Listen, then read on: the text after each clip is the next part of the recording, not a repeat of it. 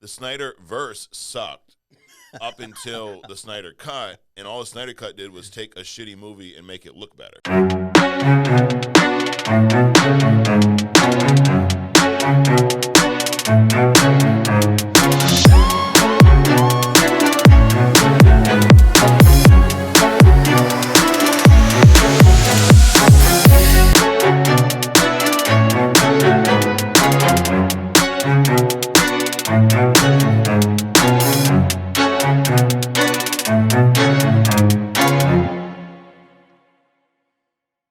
Welcome to another episode of Only Comics. I'm Mike. This is Adrian. Good morning. Good morning. How we doing today, man? We're good. We're good. Nice long weekend. Yes, Memorial. sir. What is it? Labor Day? Labor Memorial Day. I get it mixed up, I too, get yeah. it mixed up, dude, all the time. Yep. But So happy Labor Day to everybody out there. Yep. Happy Labor Day. Yeah. So thanks for joining us, guys. We hit the subscribe button.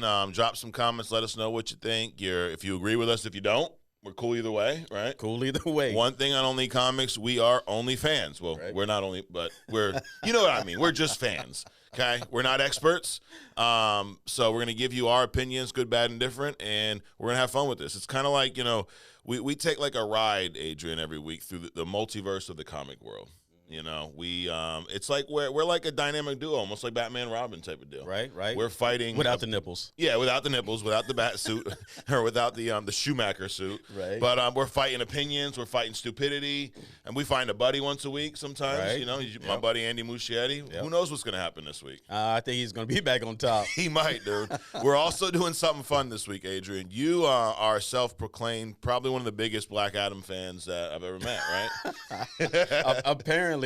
Who knew, right? Right. Who knew that it would have been such a hot take to have Black Adam on your Mount Rushmore? Hey. But I like the movie, Yep. and we're going to do a deep dive into it because that movie came out, before Only Comics, so like BOC, I guess. Right. So we never reviewed that, so we're going to do a deep dive into that today. That Okay. should be fun. We also have our King of the Comics tournament. We're going to finish up round one. Okay. That was fun last week. We got, Yep. we got the Two-Face coin just in case, we don't agree, Adrian. God forbid. Believe it or not, sometimes we don't agree on stuff, right? Sometimes, and I then, don't- but most of the time we do. Yep, most of the time we do. The predictions, the trends that of we got course. going on. Of course. But one thing about us, unlike some of our followers out there, Adrian, we don't get upset at each other if we don't agree. Nah. We don't leave the studio all mad, like, man, Right. you know what? Adrian didn't like my Batman. Right. It is what it is, dude. Lead attention out for the next show. Absolutely. So, but we're going to have fun like always. So let's hop into our news segments this week. We had a lot going on this week. Yep. So first up, you talked about Andy Muschietti. We've seen The Flash, right? Mm-hmm. Unfortunately. Yeah.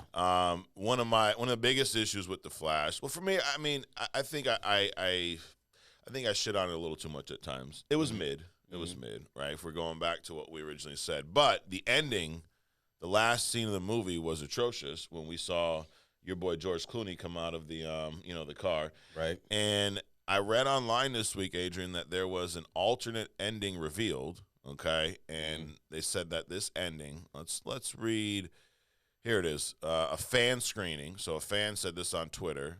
Bruce steps out of the car without panning up to show who it is. Barry goes, "Who the fuck is that?" and then cuts the credit. So we don't get to see the Batman. Right. You just see the fact that it's somebody's – you see that it's Bruce Wayne. You don't know which one it is, and then it ends there.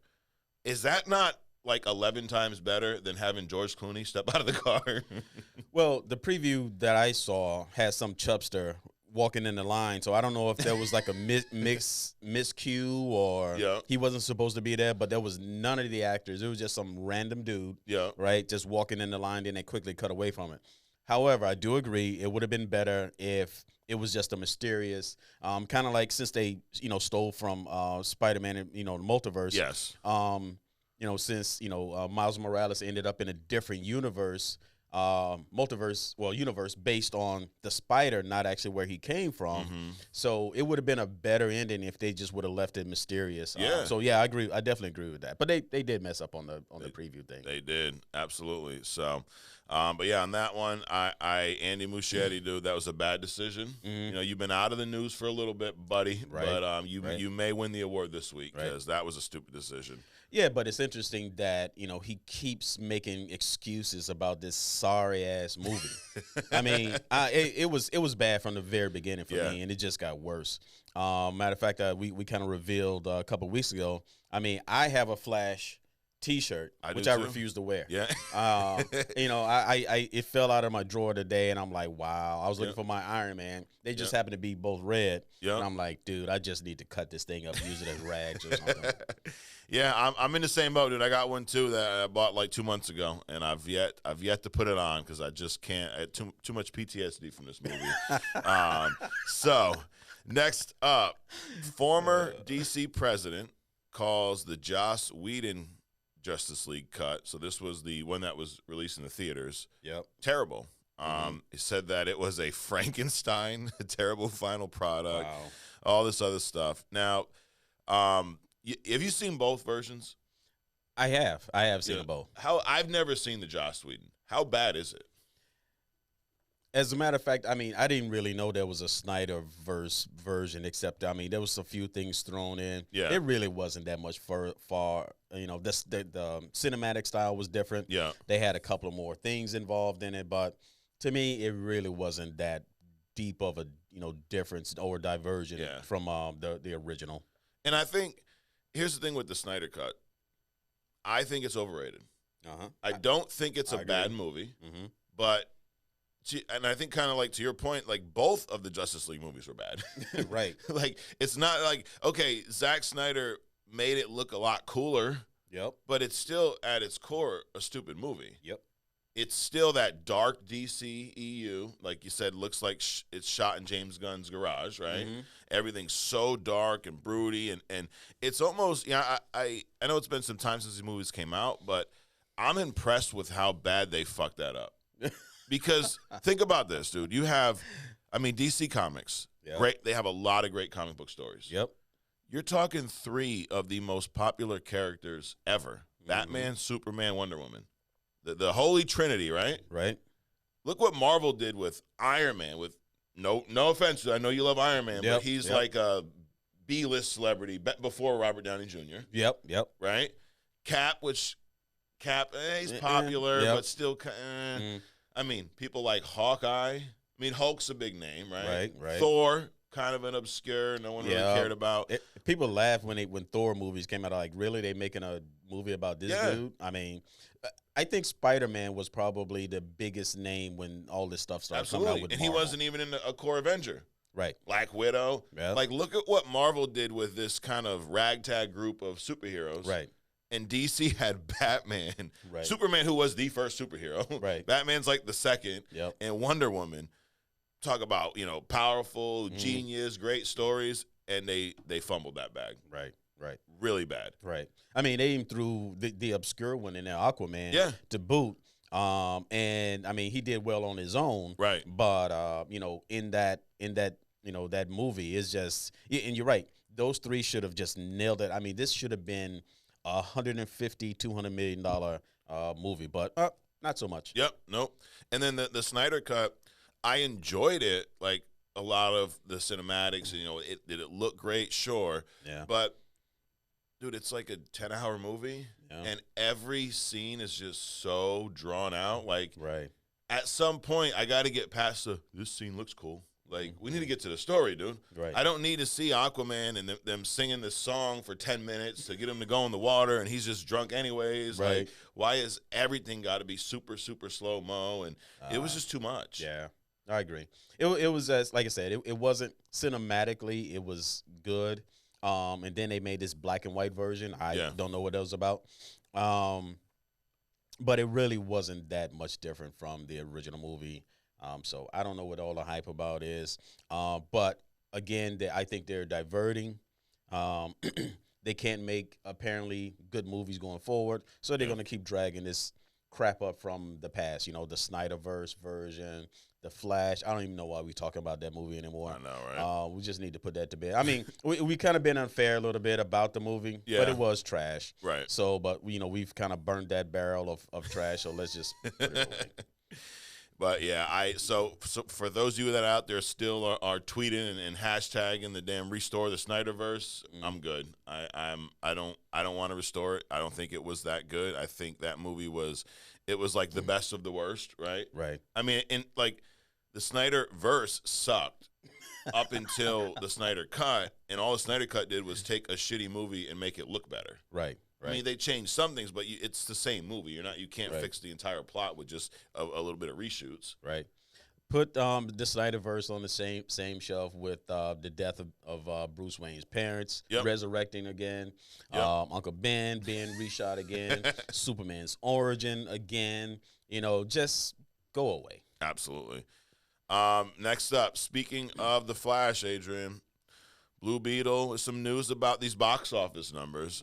So we've talked on this show a little bit about DC's lack of marketing, right?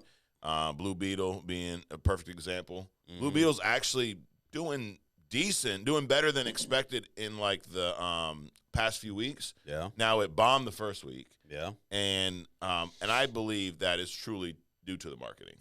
Absolutely. Like we've talked about this several times here. The best aspects of that movie, we never really saw that in the marketing and the promotion. I mean, the culture aspect, you see a little bit of it, not much in the previews, and you see how heavy it is, and some of the action scenes, and just the main character, Zolo, what's his name? Zolo, who guy who plays Jaime. Yeah. But his acting, you don't get to see a lot of that in the trailers.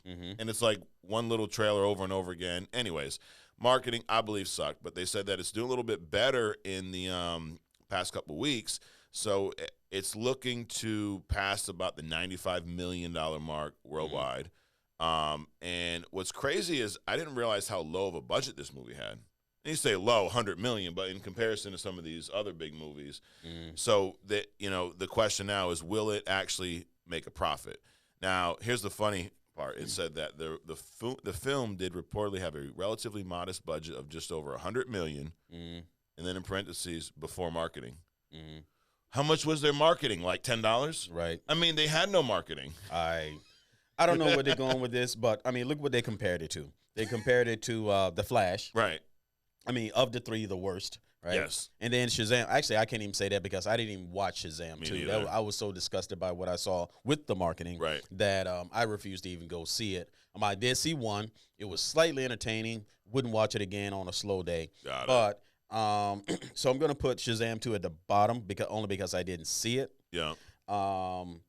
Which sucks because you're comparing it to Flash, which really should be under the barrel. Right. So I mean, you can't really compare these two, Blue Beetle, to these two previous failures. I mean, I actually thought Blue Beetle was entertaining. Yeah. There's a lot of stuff about it I didn't like. It's like they forced it, but considering what they're comparing it to, I think it's doing fine. I think it'll do good also with streaming. Yeah. And also what's happening week 3 is that the word is getting out. So now the people are doing the fans are doing the marketing. It's the word of which mouth is what now. exactly, Yep. which is what Marvel DC didn't do initially. So the word's getting out. People are going to go see it. I think you'll see more revenues coming in around week 5. So do you think that when this is all said and done, right, these movies have run their course in the theater, will we look back and say that Blue Beetle was more of a financial success than the other two? Do you think it will get to that point? I think so. And I think so, just because it's trending that way now. Because numbers-wise, right, you think about its budget was $100 million. Right now, they're looking at to be up right around $95 million.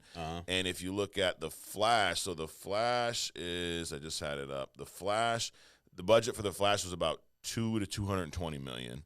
That's insane to me. Right? $200 million. How did it look that bad for $220 million? Because Blue Beetle, I think, looked a lot better. CGI. I agree. Action scenes. I agree. Everything. Yeah. So now check this. So the budget was $200 to $220. Worldwide box office $268 million for the Flash. So it cost $220 to make. The film made back $268, but that's before marketing. Right. To market these films, you're talking what, $50 million? I mean, I know we're joking about how bad it is, but $50 million, maybe $100 million. So that was a loss. And then you brought up Shazam. So Shazam 2. Shazam 2. box office budget. Budget was 125 million, and it grossed 134 million worldwide. So 9 million above budget. By the time you add marketing, that one's a loss too. Right. So I think Blue Beetle will do better than that. So Flash, Shazam, and now this is like where DC just can't compete. You get a movie like Guardians of the Galaxy, dude, 845 million. Wow. Guardians 3. And the budget for that one, where is that? I don't have that yet. But, dude, 800 and something million.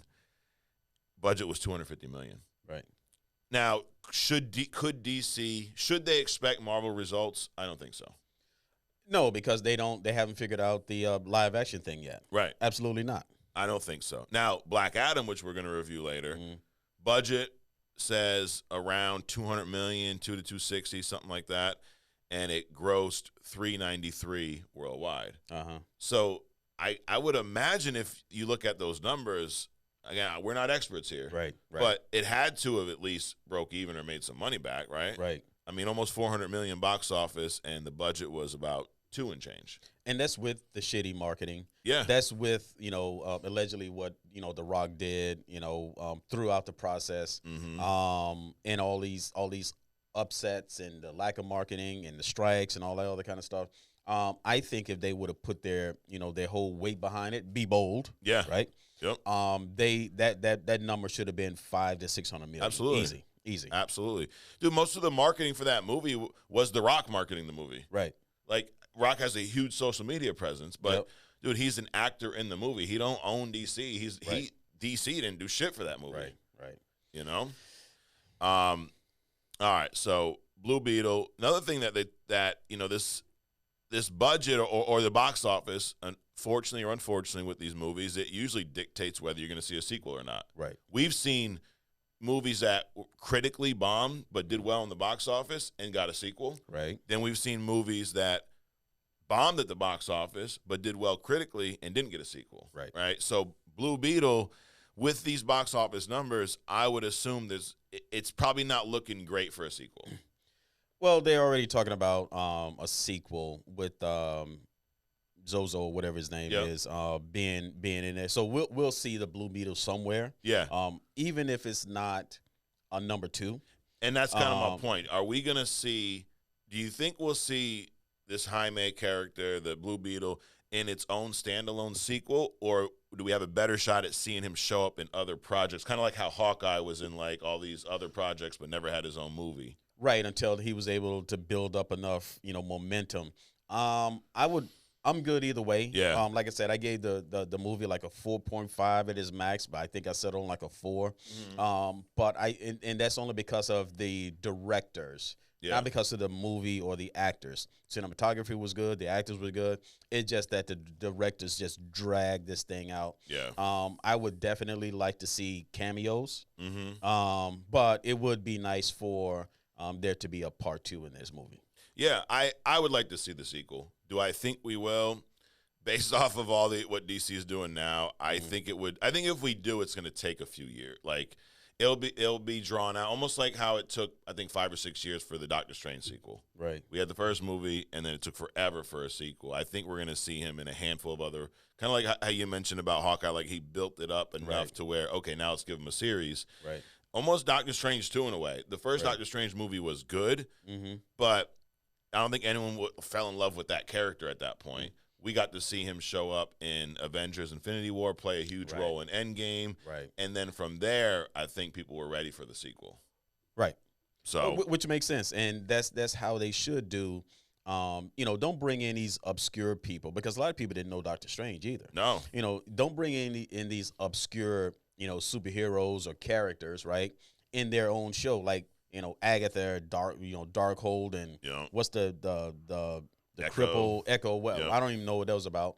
Do cameos. Do cameos. Mix them in with a couple other people. Don't rush and then exactly. Don't rush. Move them along. Kick them down kick the can down the road on these these sideline characters for a few years until they build up momentum, build up awareness. Then you can spend the money on it. But in the meantime, make better choices with the big ticket guys. Yeah, I mean, we have a theme on this podcast. We always talk about, be bold, right? Mm-hmm. The other thing is don't rush it Mm-hmm. because they rush these movies out and then they're shit. I mean, some of the better movies took years to create. Right. The Batman. I mean, I'm that's kind of like maybe my Black Adam, right? Right. We both like it. I'm a much bigger fan of the movie than you Right. are. Right.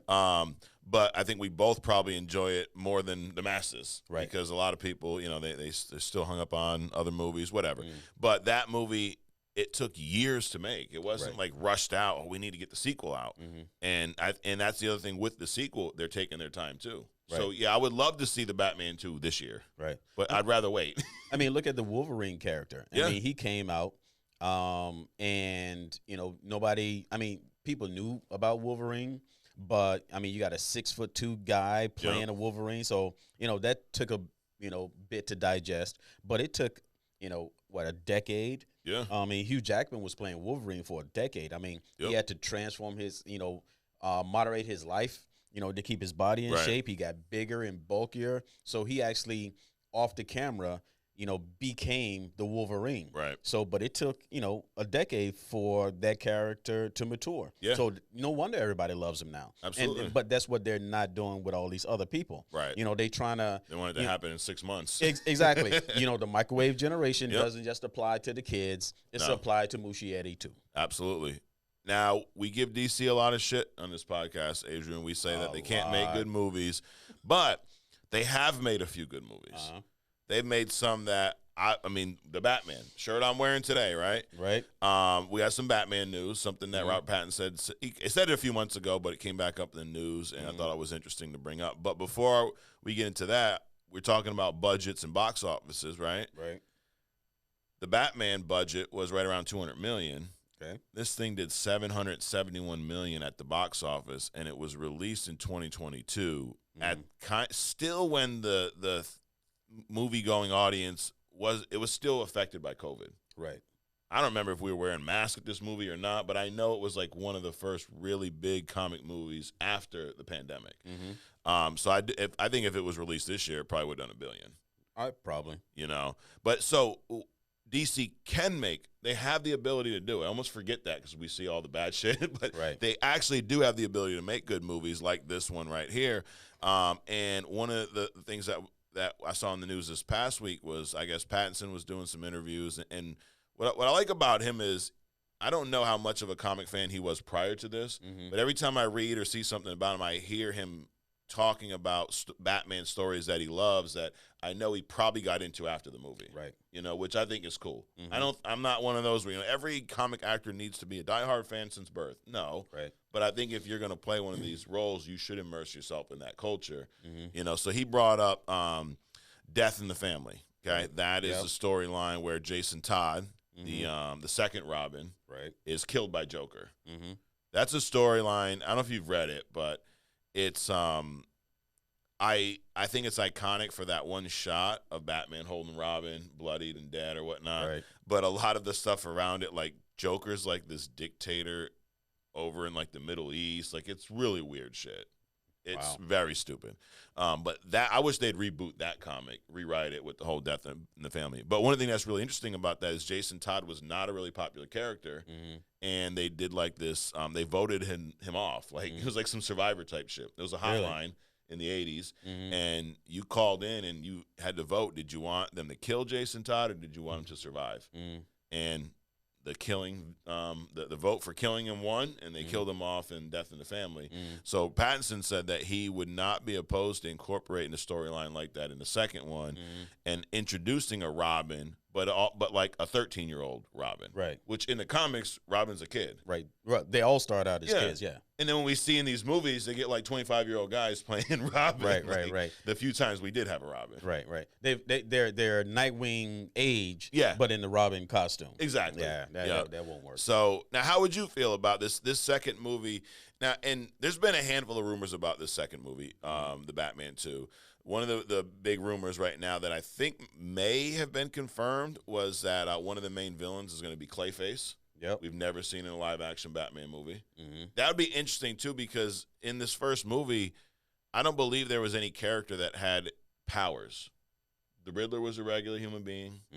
Batman was a regular human being. Mm-hmm. We saw a little glimpse of Joker, regular guy, just kind of scarred up, right? A little bit of Two-Face. Yep. Penguin Yep. wasn't no superhero, right? Right. Or it wasn't a super villain. So Clayface would be the first character introduced that has some type of power because he can, shapeshift or whatnot. So that's interesting. How would you feel about them introducing a Robin in this next movie? I think it's fine. Yeah. If I had the opportunity to call in to vote for Jason Todd, I would have voted to kill him off too, because he was a dick. Yeah, I mean, not like a Dick Grayson, but just a dick. Yeah. I didn't like his character at all, and I actually, it made me realize when I started watching Teen Titans. Yeah. Because they killed them off, and Joker killed them off in Teen Teen Titans, Titans. HBO show. Yeah, the HBO show. So I was happy about that because whatever. They did it so much better in that show. Oh, absolutely. I mean, it was brutal. It was almost like The Walking Dead. Yeah. In the forest, in the woods scene with the bat. It was pretty horrific. Yeah. But I'm cool with that. But I'm concerned, and you're right, DC can make good movies. We almost forget. Exactly. But I think unlike Marvel, I think Stan Lee, when he brought up Marvel, there was in essence with Marvel that kind of translated over to some of the directors. Clearly not all of them, but some of them. But DC, everybody, it seems like all the directors, they just want to take this thing and make it their own, and disregard the original essence, the theme of the thing. Yeah, it's like they got to put their own spin on it, which is cool when it's a risk. It's cool when it works. They're not putting their own spin on it. They're killing this thing and rebirthing it. Right. I mean, a spin on it is like a different version, like a Superman. He might look a little different. The costume might be a little different, but the essence of a Superman remains the same. Right. No, they're burning these characters to dust, and like a phoenix, re-rising them in their own image or something. I don't know what they're doing, but they're messing up. Yeah. And with this movie, the Batman, I think Matt Reeves showed us how to do a dark movie properly, right? Because you talk about Superman, dude, Metropolis is not a dark city. No. It shouldn't look like Gotham. No. In Man of Steel and in Batman vs. Superman and Snyder cut, whatever cut, the Joss Whedon cut, my haircut, whatever cut it is, it all looked the same. Everything was dark and moody and broody. Like, why is Superman's suit almost as dark as Batman's? Because Batman is there. How Gotham isn't how Gotham looks. It don't look that way because Batman is there. So he takes Gotham with him wherever he goes. Exactly. He moves the atmosphere wherever he's going. I guess. Well, shit, he wasn't even in Man of Steel and it was still dark. Right. So, yeah, that crazy effect. But I think like in this Matt Reeves Batman, it's a dark movie, but it's still very stylish. Right. There's still, there's the picture I'm looking at right here of Batman where it's almost a silhouette, but it's like an orange yellow sky, very good contrast. Like it doesn't, it's not so dark that you want to fall asleep. Right. The DCU movies, they're also dark like that. Right.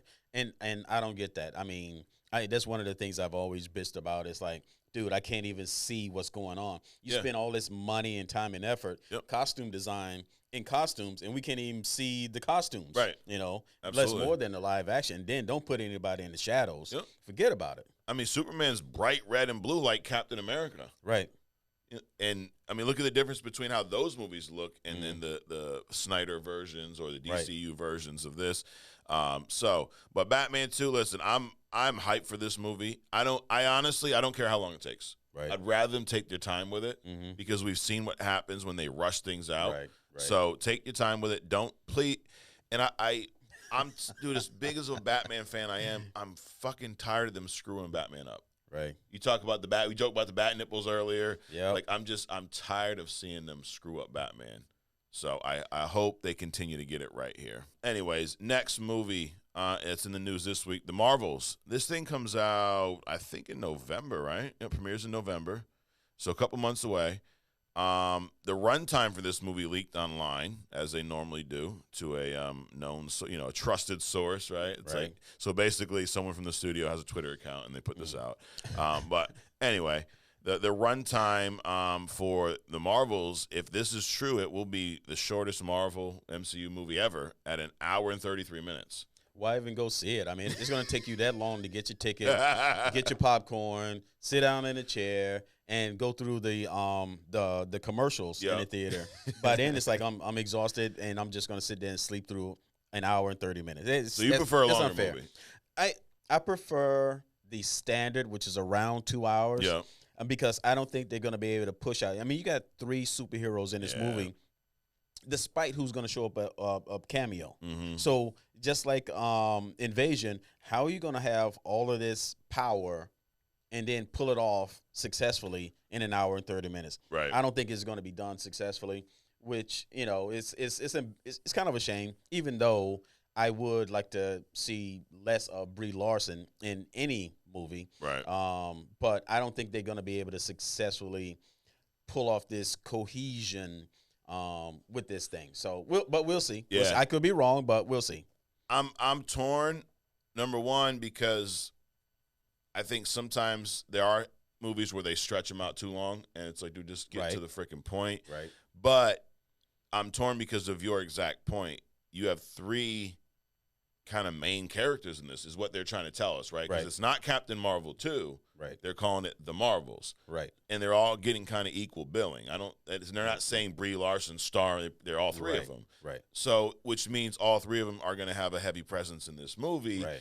And then to your point, if it's going to be abnormally short, an hour and 38 minutes, how are they going to have each of them get their shine? Right. Which is it going to hurt their character arcs in the movie? Is it going to be one of those movies where there's no arc, this person's just here, and then by the end of the movie they're just still here, you know? Right. Like, is it going to who knows? But it's they don't have a lot of time to do, to play with. Right. And then you got Sam Jackson.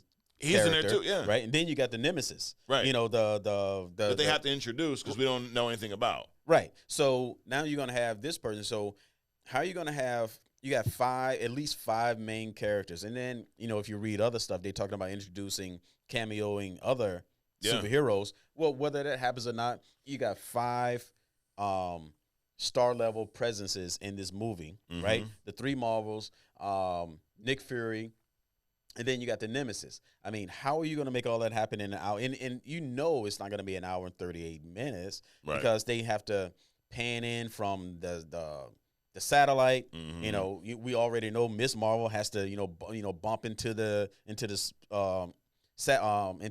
space station and go through so they got a lot of stuff to explain in order to pull this thing off and then make it cohesive. Yeah.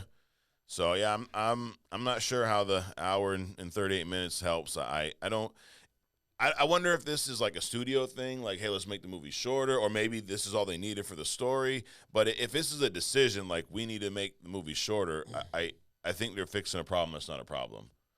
Right. I mean, maybe this is like not a crossover, but like one of those movies where it fits into something bigger, and they're just kind of introducing a crossroads kind of a movie.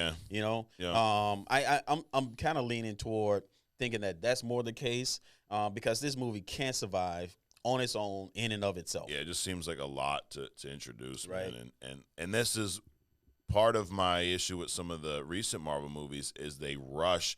Like we talked about Doctor Strange, Multiverse of Madness. That movie, I think, would have benefited from another 20 minutes. Right. Because they crammed so much into it. Right. It's not a bad movie. It's not a great movie either.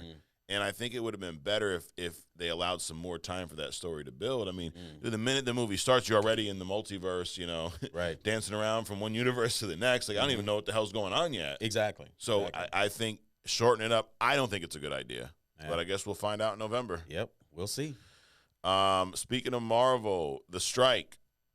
That's the Writers Guild of America, the directors, the whole deal. We talked about it briefly on the show. I mean, it's really based around streaming. Right. The royalties are not there for streaming like they are for the shows or whatnot. And obviously, majority of the shows that Marvel's creating is going out on streaming. Right. Most of the shows right now, everything's streaming. So writers and directors and actors are trying to get their contracts right. So they're on strike. So naturally, movies keep getting pushed back, delayed, delayed indefinitely. Right. You know, and there was a handful of that going on this past weekend. So it does look like the Loki season 2 is safe. Right. That's dropping October 6th. I'm looking forward to that. Yeah. I think I believe that is going to help us understand more where we're going with this whole Kang story. How much is he going to be involved? How much impact is he going to have on the rest of the universe? Because the first Loki, set up the whole Kang kind of invasion, right? So there's that. The Echo show, which you talked about here from Hawkeye. Did you end up watching Hawkeye? I started watching it. Yep. I think I got through the first episode when she conveniently was in a place to get the old Hawkeye suit when he was going around being a vigilante. Yes. And all the other kind of stuff. So I did get through that. It wasn't horrible. Yeah. But I just haven't had time to, do a deep dive into the rest of the So you series. never got to the part where Echo is in it or Kingpin? Nope. No. That's why I didn't even know who Echo was. I'd never heard that before. Got it. Echo, this is one of these projects where it sounds interesting. It sounds like it's going to be decent, but I don't think anybody wants to see it. Right. Right? Like, and you're like, well, how could they not want to see if it's going to be? I don't think anyone cares about this character. Right. You got some, not even a sideline superhero or character. This is an obscure, unknown. Well, I'm saying that because I've never heard of her. Yeah. Which means nothing really in the grand scheme of things. But I mean, I would say relatively unknown. And now you're gonna make promote this character to the why? I mean, you're doing a shitty job on the main characters. Why? I mean, how is this unknown gonna save you? Right. So I mean, that's just my thought. Yeah. So and they're saying that it's gonna have a grittier, more grounded tone. Will feature cameos from Daredevil and the Kingpin. So, which to me sounds cool, but again, I don't know that anyone cares enough about Echo to want to see this. That being said, they did take our advice, though. Right. Remember, I've said 800 times on this show that stop releasing these series as episodes because it's just a long movie. Right. Secret Invasion, for as bad as episode 6 was, it was a 6-episode movie. Right. It was not a show.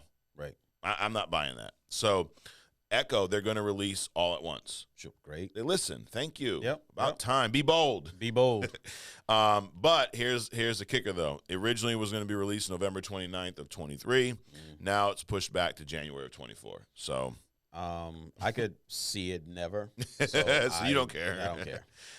But I mean, if it was going to be released November 29th, we've not seen any marketing for this. Right. Are they pulling a page out of DC's book and not marketing their own stuff? I don't know. You know what? The Daredevil series, which is actually a series. Yep. It is. Yeah. Feels like a show. It was an unknown. Yep. A lot of people don't really know about Daredevil, that kind of thing. We did a couple movies though, Ben Affleck. So a lot of people didn't know about Daredevil. But Echo could be one of those sleeper kind of movies, like a series like Daredevil, where, I mean, they come out swinging, and it could be good. I mean, we don't know. Yeah. But, I mean, on the surface, it's like, wow, Echo, who is that? I know. Why are you bringing that out? But it's a good point. You could have said the same stuff. thing about Daredevil. Yeah. Yeah, that's a good point. But you also need to market it, though. You also need to be bold, put this thing out there. Like, have more faith in your work. You put all this work into creating it, and then when it's time to talk about it, you just expect all the comic fans to know about it and watch it. I think there's so much influx now that they should market it, and I'm kind of agreeing with that. They should market it until they have some, definite dates. Yeah. Because if they can't even write the stuff now, there's no sense in putting it on, marketing it because they might not ever release it. Right. I also think what they're probably doing right now with these shows, I think shows like Echo, and there's a couple more we'll talk about here. X-Men 97, the reboot for the animated series, was supposed to drop this fall. That's now being pushed to early 24. Agatha, which they changed the name again. It originally it was Agatha House of Harkness or something like that. Then it was Coven of Chaos. Now it's Darkhold Diaries. We're keeping with the same name and two words with the same letter.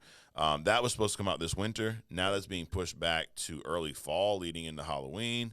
The Daredevil Born Again was expected early spring, and I think that's just been put off indefinitely. Now that one, I don't think they started production, so that's probably due to the strike. Right. But like X-Men 97's been done. I think Agatha's done. Echo's done. I think what they're doing, Adrian, is because of this strike, it seems like this thing's going to keep going. Right. They probably have no idea when they're going to be able to create new content. Exactly. So they need to stretch some of this out, Yep. which may not be a bad thing. Right. I agree. Like I always said, get the good content, get the goods. Yeah. Create a good show, and then I'm willing to wait for a good movie to come out, Right. as opposed to a series of trash. Yeah. They also, I guess, put Ironheart. Oh, yeah, hold. that's another one. But again, nobody really knows who this character is. No. We've never seen it before, so it's okay. Right. It's okay to to put that on hold. Yeah, that one's been just taken right off the schedule. Yeah. No date released, and I think originally it was going to be released this fall, which would be odd because we heard nothing about it. They if they were going to originally release that this fall, they had to have started production. I mean, Yeah. you just can't whip up something like that. No. Within a couple of months. So who knows about that? So- But and that's one that I did like Ironheart in Wakanda Forever. Yep. I think she was one of the bright spots Yep. of that movie. The movie was so uneven for me. Right. I like that. Uneven. It was. We should use that more. Uneven. It was uneven. Uneven. That doesn't mean that the Flash was uneven. The Flash No. was shit. There's no unevenness in Right, it. we're talking about Wakanda. We're talking about Marvel stuff here. God, jeez. I mean, the Marvel. I think we have a higher bar for Marvel. Like if DC put out Wakanda Forever, I probably would have gave it an 8.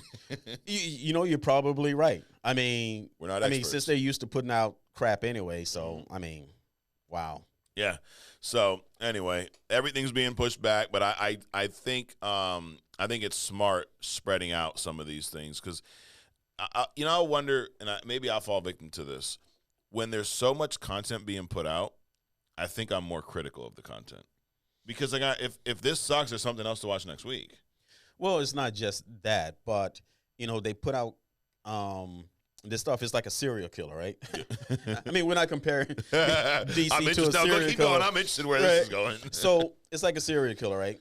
The more they do stuff, the more crimes they commit, the more little clues they leave. Yeah. So they start making mistakes. Yeah. So the more content, the more mistakes you're going to see until you get to a point where it's like, oh my God, this is just one big mistake. Right. So now we know who the serial killer is. I mean, we've always known DC was whatever. Absolutely. But I think that's what's happening, and I think justifiably and correctly they should be pulling back now. Yeah. Because if you serial killer don't want to get caught, then stop putting out so many mistakes. Right. Which is what DC is doing. Yeah, absolutely. So I think it's a good thing. Wild Deadpool 3 rumor that I guess there's a rumor there's going to be some variants in Deadpool 3, which would make sense. Time travel movie, right? The TVA is going to be part of it. From Loki, there's a variant known as Kidpool, child version of Wade Wilson. Dogpool. Lady Deadpool. There's a glimpse of Deadpool corpse. I wonder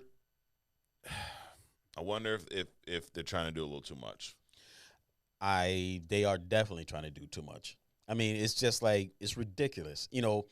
Make the movie, give us some good marketing, put the movie out, and let's move on. Let us then comment on, what happens thereafter. They're spinning up all this stuff before it even comes out. They're going to make it to where people don't even want to go see the movie. Right. I get nervous when they have to do so much more with every movie. Exactly. Like, hey, we did this with Spider-Man No Way Home, and or the what was it? Across the Spider-Verse, they had the baby Peter B. Right. Parker's daughter. There was the Right. porker pick. Like, Right. dude, they did it there. Mm-hmm. Keep it there. Right. That Spider-Man, it's funny. It makes sense. Right. Spider-Man's Sure. always been, very more of a funny character. I know Deadpool's off the wall crazy, but I don't want to see. I feel like it waters it down, dude. Because you know what they're going to do, right? they're gonna pull all the funny Deadpools. They're gonna Yeah. make all of them some level of funny, Yep. which is absolutely gonna mess up the whole Deadpool character. Yeah, I was really hoping we'd get something that was a little more grounded, because the first two Deadpool movies, I'm gonna say grounded, but they weren't huge budget movies, Right.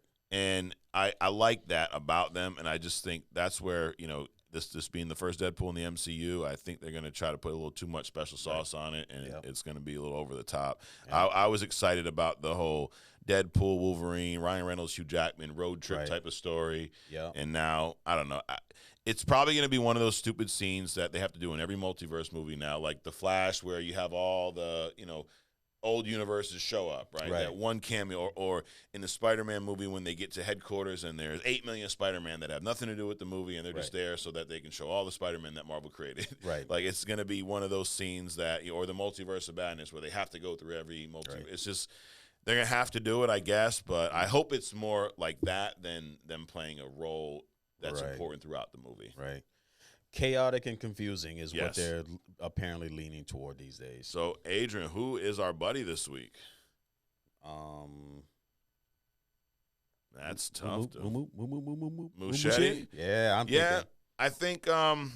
I think the fact that the Flash, we talk about it a lot on here, Mm-hmm. and one of the big critiques that we had about it from day one was the George Clooney in the end, Right. and not going with this alternate ending that would have added some intrigue to it, and it could have tied into the DCU, right? Because that could have been the Batman for the Batman Brave and the Bold, the Andy Muschietti movie that is coming out. Who knows? So, Right. yeah, I think Andy Muschietti's back on the throne, dude.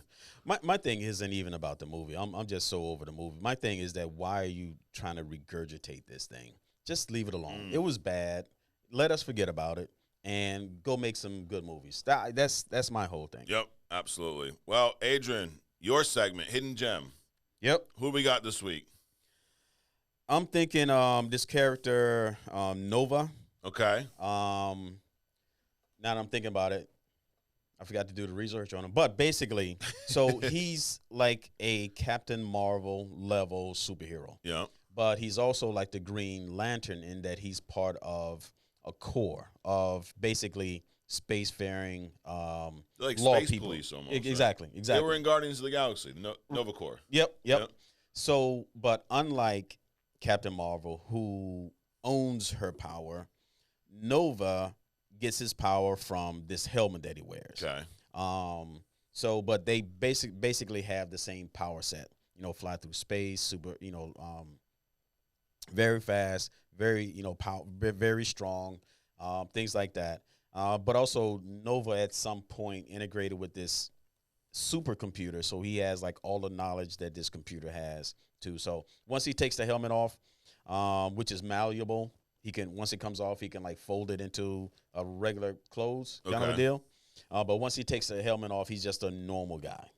So, but that's the only difference. But in the interim, Is he from Earth? Huh? He's from Earth? Yes. Okay. So I believe I'd have to check. But anyway, so Captain Marvel level powers, which is why that he's a hidden gem, because there's other characters out there that can be developed. There's other characters out there that haven't gotten the props that like a Captain Marvel would have. Of course, I mean, you're gonna find that throughout Marvel and DC, where you have characters that are more popular than others, even though they have the same power set. But this week it's Nova.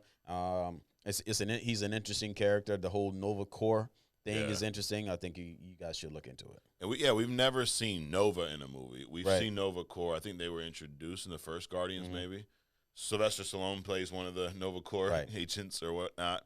And I actually think I remember reading, I think James Gunn was talking about the character Nova, because someone asked, like, is he ever going to show up in Guardians? And I think he said something along the lines of him being, like, almost too powerful, that he didn't want to have to portray a character like him in Guardians. And I could be butchering that whole thing. Right. But he's one of these high-level characters that probably wouldn't – they'd have to do something like they did with Adam Warlock. where they nerfed him. They made him like Oh my God, a preemie. they neutered this. Why kid. even have him in the movie? Exactly. I mean, I think they could have pulled it off. I mean, they pulled off kind of Captain Marvel. Yeah. So I think they could have done a decent But job. it had to be Captain Marvel level of character. Right.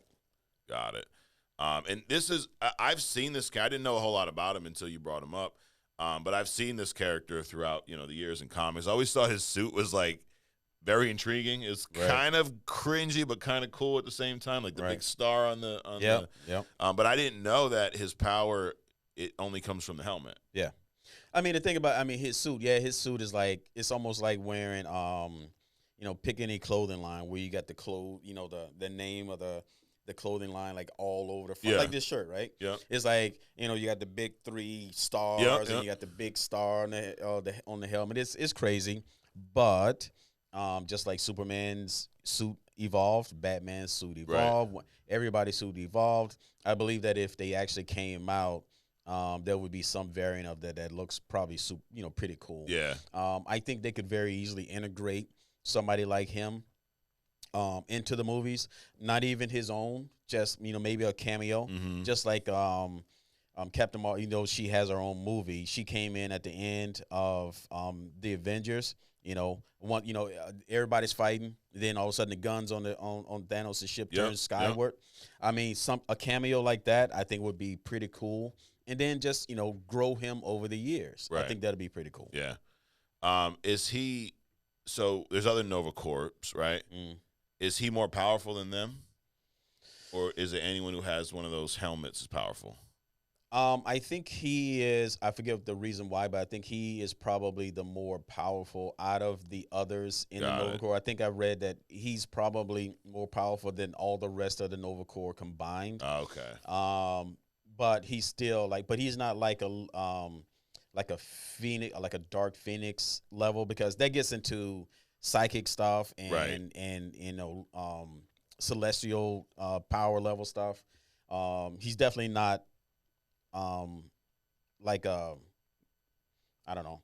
I mean, he's not like a celestial level, but he's powerful. Okay. I would put him over like a Green Lantern, even though they have kind of the same mission. Yeah. So I gotcha. So Nova fights Binary, who was last week's Hidden Gem. Who wins? Oh, Binary. On that note, let's go to our King of Comics tournament, Adrian. We got we're going to finish up round 1. Yep. Last week we started Superman beat Captain Marvel. Yep. And then we have Hulk and Sentry on the other side of this. Mm-hmm. So who wins if Hulk and Sentry fights? I'm going to go with Hulk. I don't even really know who Sentry is. So Sentry, is this the Kree Sentry? Is that the one we're talking about? I'm not sure, here? but I think his power set is like Superman's. Okay. Which I mean, I probably just answered the next question between Superman and the Hulk. Right. Yeah, I'm gonna go with the Hulk too. I think the Hulk moves on. Yeah. All right. So Hulk moves on. Last week we had Cyborg and Iron Man. Okay, and Iron Man won that one.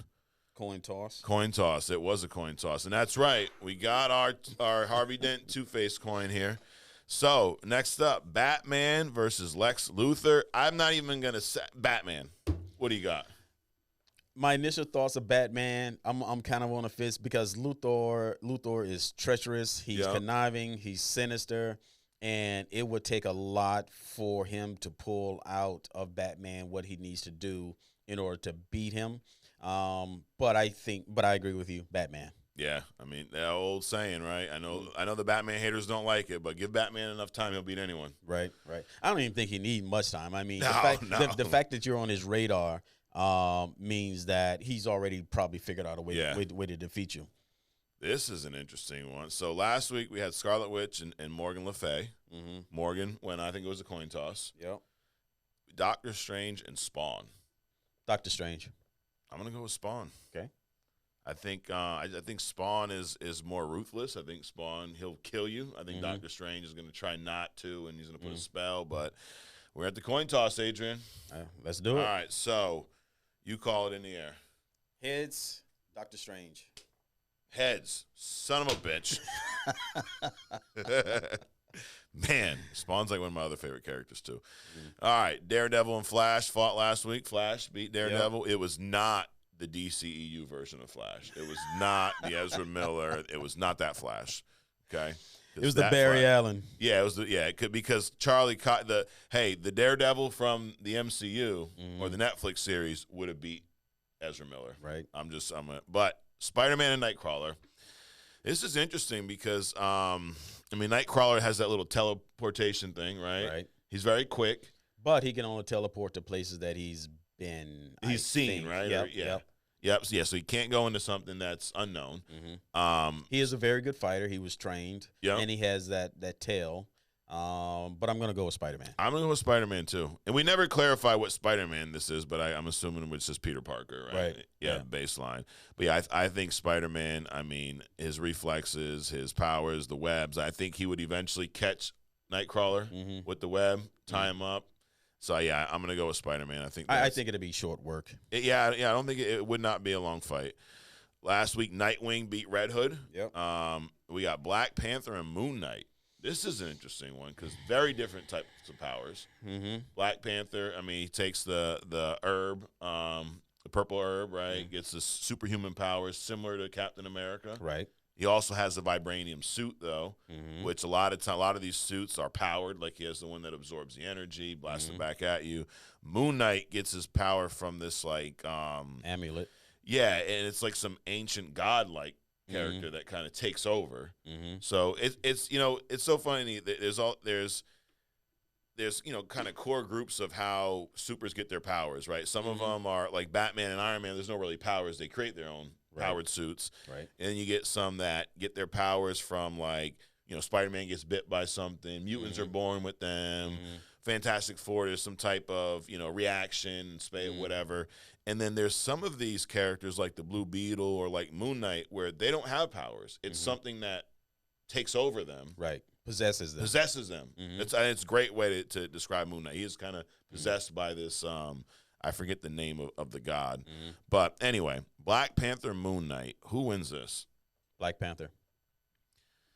Because Moon Knight is gonna struggle with. He's gonna spend time struggling with his transformation per se.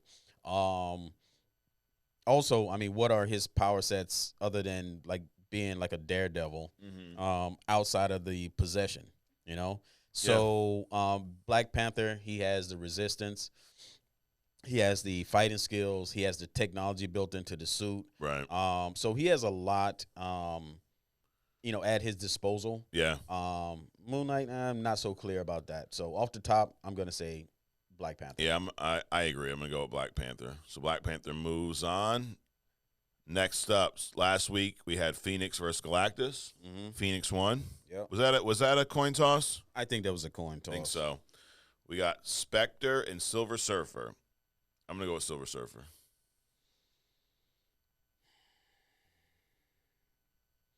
Are we at the coin toss, Adrian? Spectre is like a god level presence entity.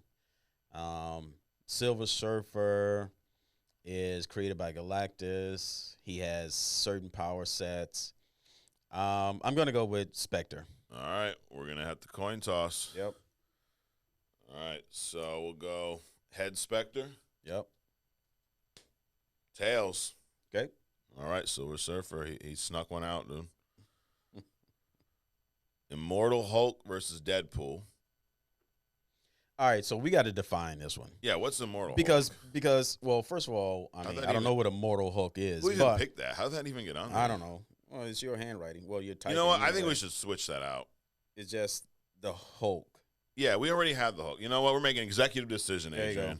All right, so here's some people we can fill in with: Luke Cage, The Thing, Ghost Rider, X-23, Groot, Jessica Jones. Who should fight Deadpool? You pick. Hold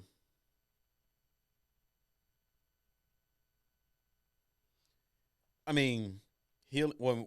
We're talking about healing and durability here. That's this category, right? Right. So we're not talking about if they fought, who's going to kill. Oh no, we are talking if they fight. Okay, if they fought, are we talking about like death or who would just heal?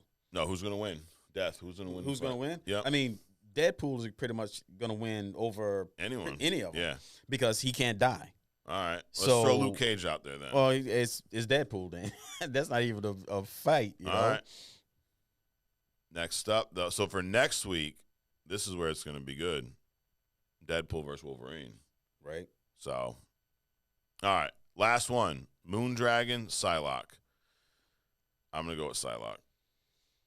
I'm going to go with Moondragon. Last one with the coin toss. Call it. Heads. Heads. Moondragon moves on.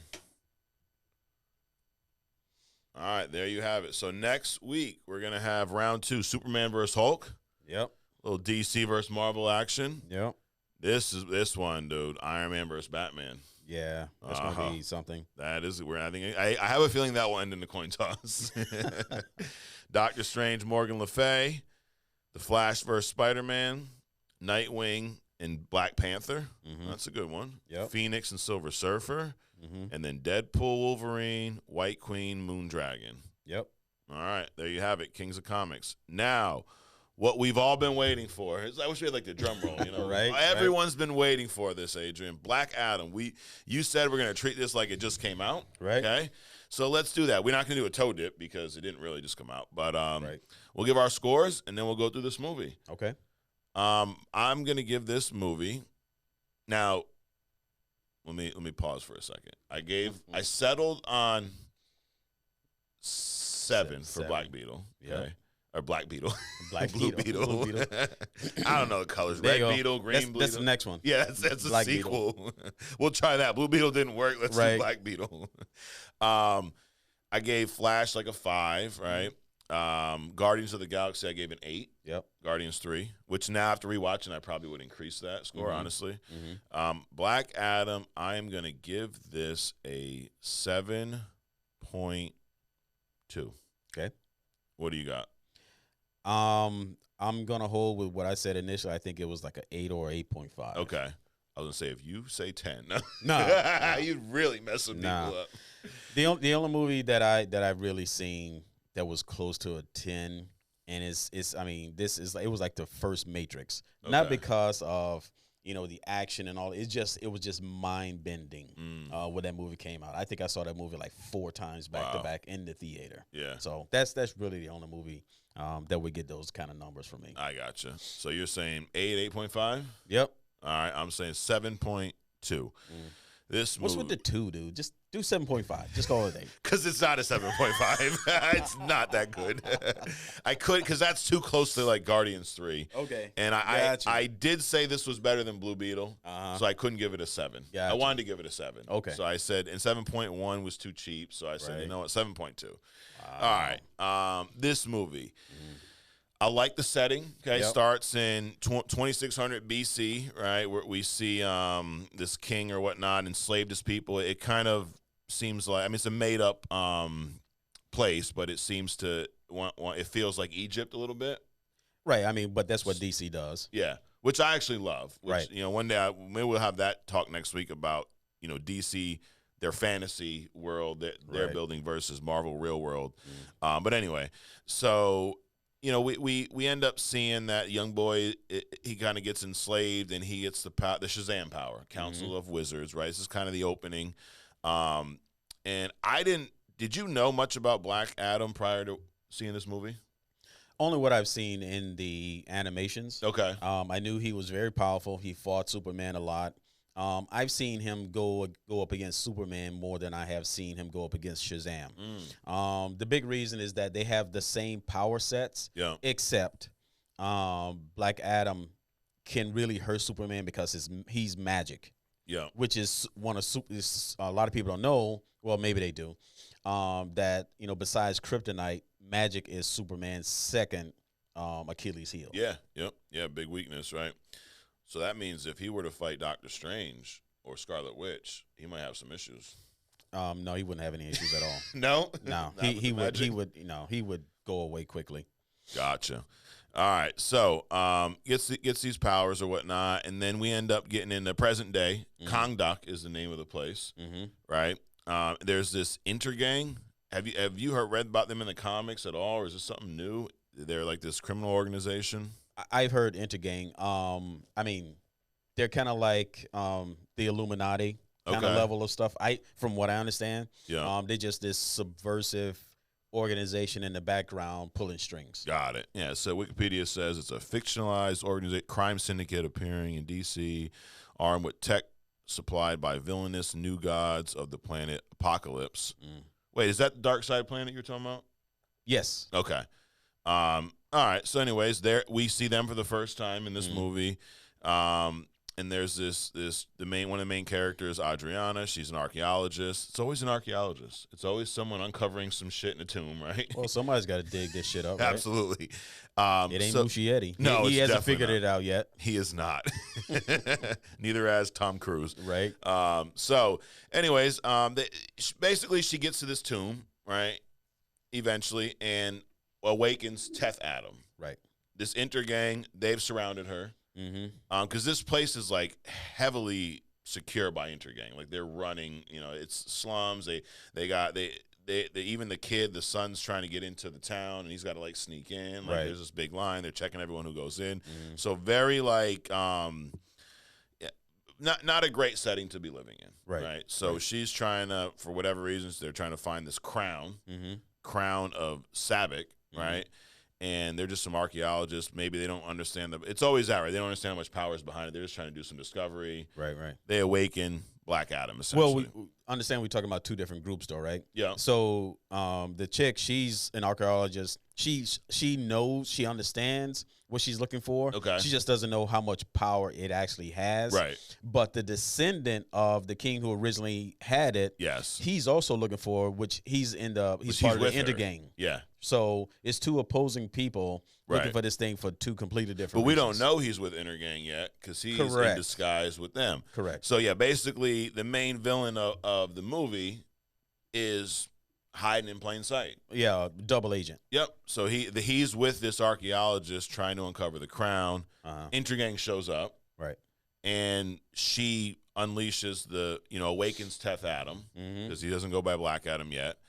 And dude, he wakes up and fucks shit up. Right. And this is the first scene that won me over in not inside the tomb, not even the outside part yet. The action, the movie sequence, the fighting, it made me believe that I could actually be there. I was actually part of this scenery. Right. And considering that it was dark inside of a cave, but it wasn't like the Batman dark though. No. So that was the first scene that actually pulled me into the movie. Yeah. Oh, absolutely. Because we got to see.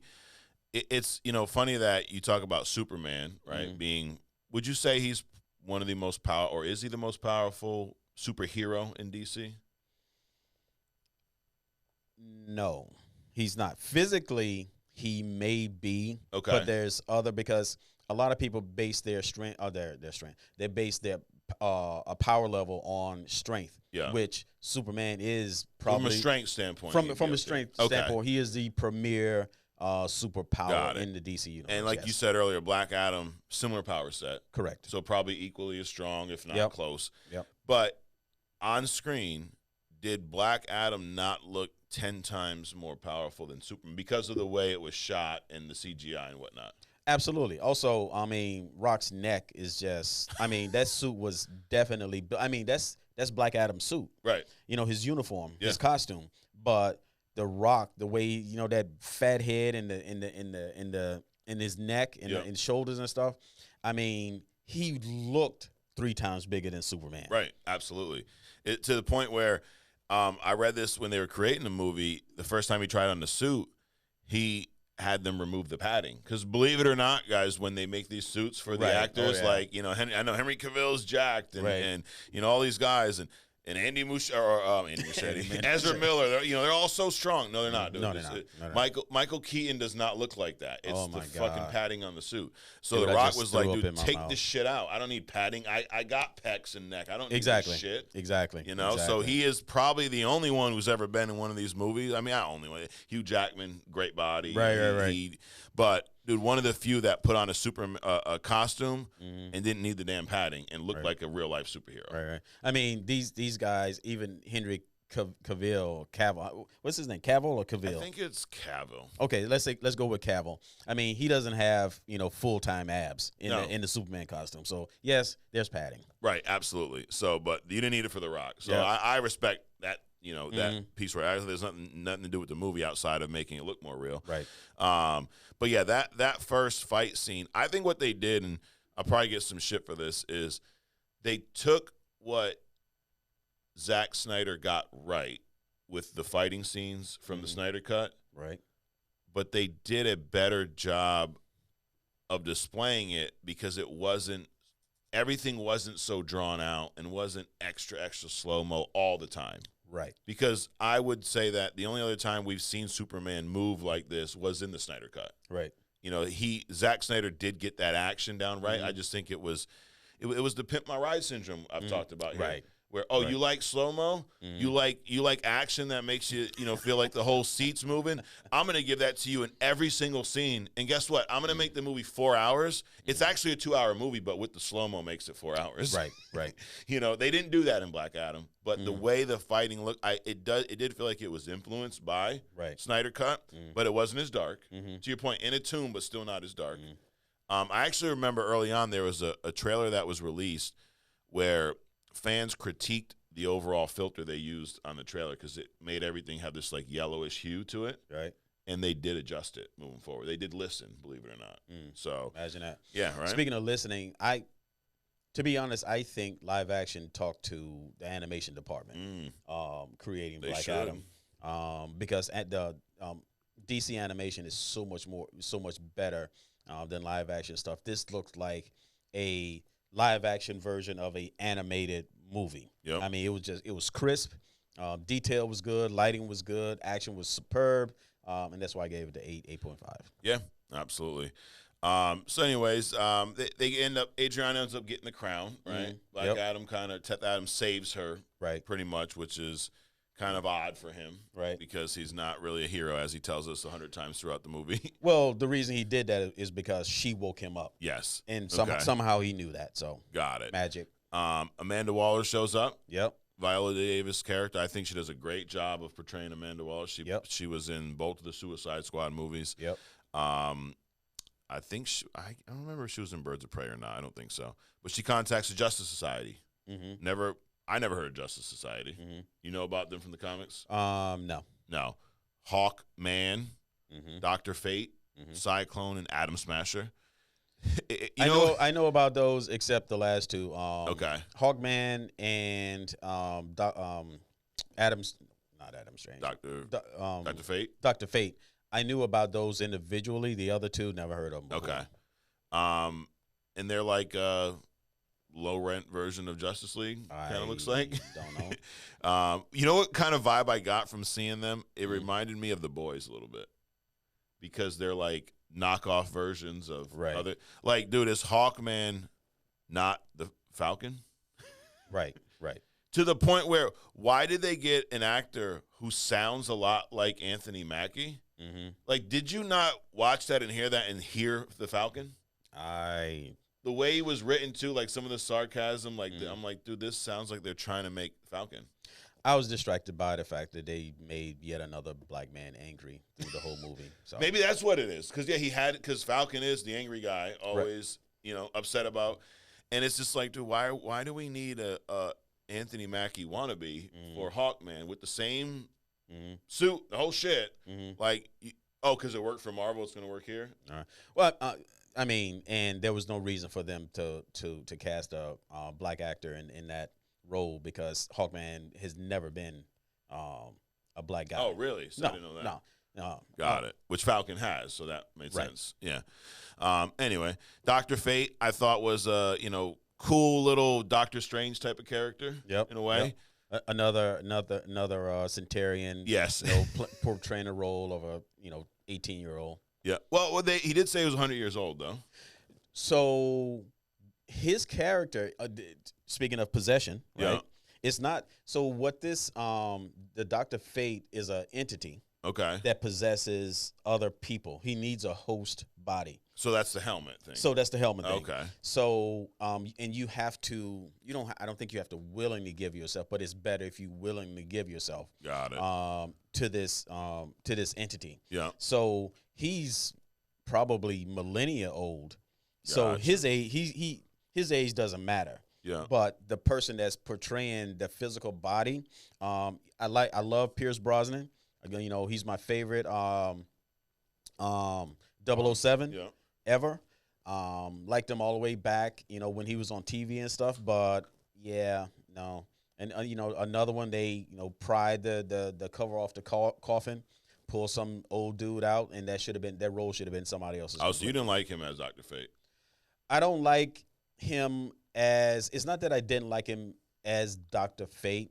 I didn't like the fact that they're not giving other upcoming actors and actresses the opportunity, because all of a sudden now these old heads think that being a comic book character is cool. Yeah, I gotcha. So also what happens after this crown is taken? I'm sorry, they take the crown. Kid gets back to the house, right? Yeah. And wait a minute, we missed. What do we miss? Go ahead. The whole outside scene. Once he got out of the thing, the helicopters, the bombs, and all that stuff. Yes. So that was a whole nother. I mean, I was bought in at that point. Yeah. Once he got out of the tomb, right, and he was met by this whole military force. Yep. Which is this, behind was that the before shadow. they contacted Amanda? Before they called in the Justice Society? It was before, yes. Yeah, so he took care of that's right. Because they didn't even know he existed until he actually went to the city, I think. Yes. And started causing problems or whatever. That's right. I love the way the flying looks. Right. Like how it's so fast and then stops. And it's like a lot of times in Marvel, you just see them. You can almost see them being pulled by the string, Right. Like I know they have the harnesses and whatnot. Like Yep. I prefer, and this is more CGI, right? Obviously, I don't think the Rock's moving through the air at light speed or they're speeding. They're doing something. Mm-hmm. But I prefer this style of flight, superpower. Like, absolutely. use more CGI on it if you have to. Right. But not just use CGI, like the Flash CGI. Yeah, don't use that one. With the baby in the microwave and him, that was shit. Yeah. But the Black Adam CGI, that was like perfection. Most of it. We're going to get to a part at the end where I remember why this movie was not on my Mount Rushmore. So I'm going to save that for later. There's some CGI in here that reminds me of watching Titans on fucking HBO. So I will hold that till the end because this is a movie that I said earlier, uneven. It's uneven for me. There you go. But the stuff, I think why I like this movie more though is I can deal with the unevenness because the good parts are so good. Right. And what my 8.5, my 8.5 is also at this point it was a DC redemption movie for me. Yeah. Because I'm like, wow, DC got it right. And then they proceeded to shit on it after that. So, you talk about the scene where he blows up the helicopter, so he literally just like smashes into him, freaking body tackles him. And then the son gets back to the house with the crown. Right? The little kid. And his uncle's there. Mm-hmm. The electrician. Yeah, the electrician.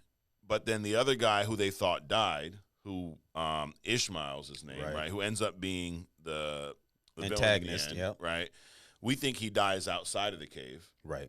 Which was bullshit. So he's at the house basically trying to get the crown. Right.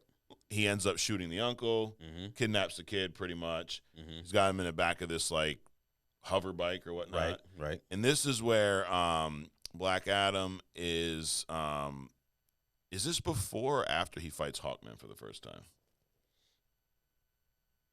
I'm thinking it's after. Yeah, I think we skipped that, which was a great fight. Right. So as much as I'm shitting on them making Hawkman just another version of Falcon, one of the highlights of this movie was the ongoing fight between him and Black Adam. Well, I mean, a little history on Hawkman. I mean, Hawkman and Hawkgirl were basically looked at as God. They're old. Okay. They were a couple initially. They were worshipped as gods in Egypt. And they would die and then be reborn Okay. and then come back together. Gotcha. But I mean, that's over centuries of time. Yeah. So Hawkman is pretty badass, and Hawkgirl is too. Yeah. I mean, the super strength, the weapons that they carry, Hawkgirl, they both from like a different planet. Yeah. And there's like a whole race of them. No shit. And I mean, they're pretty badass, dude. Yeah. I mean, you can't even. Yeah, I wouldn't compare Hawkman to the Falcon at all. Which is more of a reason why they shouldn't have casted someone who acts similar to Anthony Mackie, Right. and write the character to come across the way the Falcon does, with just how he's disgusted at everything, he's annoyed, Angry. like, yeah, Yeah, I agree. like why try to make it? He's not Falcon. Not At all. Falcon's a military guy who has a suit that, he Right. learned how to fly and whatnot. He's not a super. And Hawkman and Hawkgirl, they are from a race of warriors. Yeah. And that's what they do. Yeah. So, and that may be one of these, one of the issues of trying to stuff too many characters into one film. You don't Right. get enough time to flesh out his background. So you want to make him interesting. So you just make him, the token Mediocre. angry and black dude, right? Yeah, another neutering job. Yeah, absolutely. Cyclone, Atom Smasher, they were, I don't know. They were there. They were there. That was comedy relief. Yeah. Those clowns. Yep. That probably wasn't really needed. Nope. Now, I did like Pierce Bronson's portrayal of Dr. Fate. I thought it was a good character. I enjoyed that. So anyway, but the first fight between these two was great, dude. And I love the electricity power that he has, like how he just will shock and do like nothing, just Right. zap the fuck. He don't care. Right. It wasn't for me. It wasn't the power. It's how he wielded it. Yeah. It was like just I don't care. Yep. You're a fly that's making noise in a room, and I need to get rid Yep. of him. That's how he wielded it. So that gun scene when he was the standoff between the other military guy, that was cool. I like that. Yep. And I did like. I like this is kind of like maybe an easy way to get some comic relief in these movies when they take a character who's been dead or asleep for hundreds of years and wake them back up. Like when Thor came to Earth, Right. and he's like, "I need a horse," and he drinks the coffee. He's like, "Another one," and smashes the cup. Yep. Because that's just he's not from here, right? Right. And we get to see some of that with Black Adam. Like he doesn't get sarcasm. The kid's telling him to have a catchphrase. Right. He says it after he kills the guy. He's like, "No, you're supposed to say it before." The dude that hits him with the little wand in the head and it bends around his head. Yep. So again, one of the big highlights is how the power is portrayed in this movie. Like Black Adam does seem that strong. Yep. And we get that. Not only does he look and we get that feeling, the Justice Society confirms that. Right. They legit say we can't stop him. Mhm. Like he is unstoppable unless he says Shazam to relinquish Right. the powers, right? Right. Like I love when they go up. I think Hawkman goes like, "We're here for your peaceful surrender." He's like, "I do not." He's like, "I'm not peaceful, nor do I surrender." Right. Right. That was cool. He had a lot of good little one-liners, Mhm. and as much as The Rock gets a lot of critique, like a lot of people say when you watch a Rock movie, you're just watching The Rock play The Rock, and I don't think. To me, this movie didn't feel that way to me. Correct. I do get that feeling with some of his movies, Right. but not this one. Yeah. I feel like he did a great. Now I've not read. Now you said you've seen a lot of Black Adam in animation. Was his portrayal like its own thing, or did it kind of pull from the Black Adam character that you've seen? I would say, considering that he just woke up, found himself 1,000 years out of time, not dealing with his surrounding. To me, this was a ramp movie Yeah. with Black Adam because Black Adam is kind of maniacal. He's angry that Shazam got power because he didn't think he deserved it. Because Black Adam was the original from thousands of years ago. Yeah. And what they do is they kind of regurgitate the Shazams for whatever reason, but they imprison Black Adam for whatever reason. And so he's like angry about that. And then Superman shows up on the scene. He's angry about that. So from my remembrance and the things that I've seen, Black Adam has always been like a sinestro, kind of like a sinister, Okay. Angry entity with all these powers and stuff. And I think, if we keep moving Rock's version of this through time, it would get to that. But I think they did a very good job of, okay, I just woke up. I don't even know what year this is. Let me Yeah. figure out some things, and then I get to my, Got whatever. it. I So you gotta think do. you kind of saw the seeds of that with Yeah, this, like yeah. they hit that. Yeah, but I mean, but they could take this any kind of way. Yeah. I don't think they should make him a good guy by Right. no means, but he should be like a Doctor Doom. Mhm. He'll fight with the superheroes when it's necessary to meet his own agenda, but he's a badass with his own agenda underneath all of that. Yeah, I kind of get like almost like Namor vibes, where Yeah. he'll help you a little bit, Right. but he's still gonna look out for himself first. And if you Exactly. cross him, he'll fucking kill, like whatever, dude. Right. Like Namor is a savage. Right. Which is why Black Panther 2 was so bad. How we know you So hated his bad. portrayal. Wow. And that's one thing that we don't agree on, and we're Right. not upset. You're not gonna storm out No, of here nah. and like Mike didn't agree with me on my Black Panther critique. It sucked. Anyway, Black Adam. So we get to this point where Adriana is begging Teth Adam to go save her son. Right. And he's like not budging at 1st, but then she brings up the point like, you saved me, you didn't have to. Right. Which is true. You saved because he realized that she woke him up and Mm-hmm. protecting her for that. But it goes against what the Justice Society is trying to convince her of. They're trying to tell her that he's Evil. He's evil. He's not a savior. He was an imprisoned killer. Mm-hmm. And they stopped him kind of mid-killing spree because he kills a bunch of people in this movie. Mm-hmm.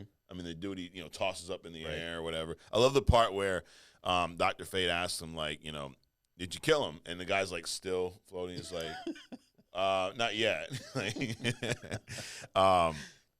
So, anyway, he does go and try to save the kid. Yep. And they do a cute little, like, head fake where they make you believe that he has the right motorbike. And he busts it open, and you see the kid there. Then it flashes, and they show that it's not there. Right.